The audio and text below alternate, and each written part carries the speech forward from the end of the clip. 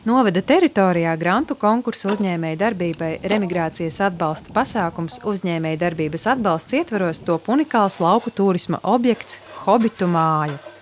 Pērn Latgales plānošanas reģions sadarbībā ar Latgales pašvaldībām turpināja mērķtiecīgi īstenot remigrācijas atbalsta pasākumus, sniedzot praktisku palīdzību remigrantiem, kuri izvēlējušies atgriezties un veidot savu dzīvi un uzņēmēju darbību Latgalē. Viens no 10 atbalstītajiem projektiem bija uzņēmēja Ērika Locika un viņa drauga Vadima Lapas ideja. Draugi izdomāja radīt neparastu atpūtas vietu tiem, kas dod priekšroku mieram un dabas tuvumam.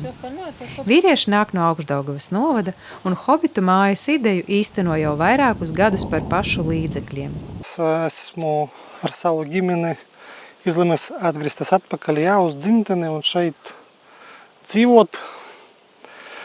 Es gatavoju šim te brīdim jau kaut kādu laicu, kopā ar manu draugu Vadimu.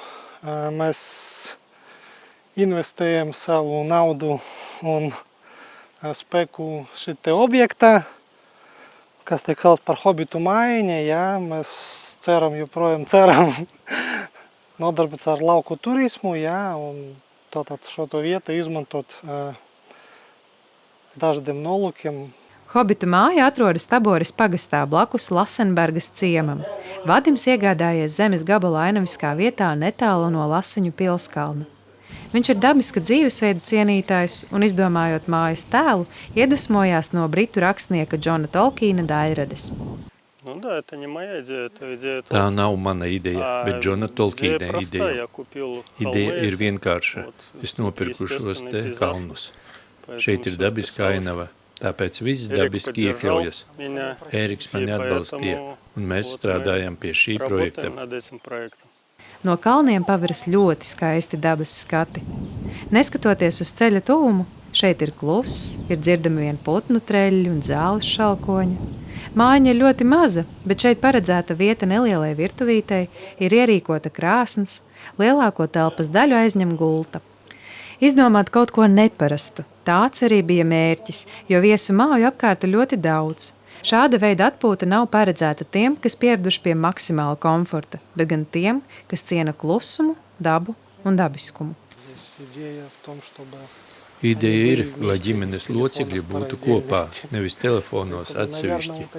Tāpēc šeit ir tādi dabiski apstākļi. Kāds nodarbosies ar malku, kāds ar uguni, kāds ar ūdeni un citām nodarbēm, kuras pašlaik mēs darām automātiski. Tas atgriezīs cilvēkus tuvāk realitātei, pie vērtībām, kuras vajag laiku pa laikam kratīt savā galvā. Augšdaugavas novada pašvaldības grants ļāva uzņēmējiem būtiski atvieglot darbu. Tika iegādāts inventārs, piekabe, instrumentu komplekti, trimmeris, pārnēsājamais akumulators un putekļu sūcējs, ugunsdzēsības aparāts un dūmu detektors. Paldies jums un īpaši Augšdaugavas novadam par atbalstu, par naudu un visu pārējo. Tiešām prieks ar viņiem sadarboties, ļoti izpalīdzīgi un pretī nākoši cilvēki, kuri domā par novadu kopumā un atbalsta tādas mazas iniciatīvas kā mūsu, lai mēs varētu kopā radīt kaut ko unikālu šeit uz vietas, nevis kaut kur tur attīstīt šo te zemi. Plānu un ideju draugiem ir ļoti daudz, bet uz nākotni skatās piesardzīgi. Vasarā viņi plāno pievērsties Hobitu mājas infrastruktūras uzlabošanai, lai atpūtniekiem būtu ērtāk. Ir nepieciešams uzbūvēt nojumu ar galdu un soliem, ierīkot izlietni un vietu ugunskuram. Ideja ir ielikta. Gribam ierīkot parku bērniem. Tas viss priekš ģimenes atpūtas. Katru gadu stādām kokus. Pēc 10-15 gadiem šeit iespējams būs skaists parks. Pirmos viesus Hobitu māja plāno uzņemt jau šoruden.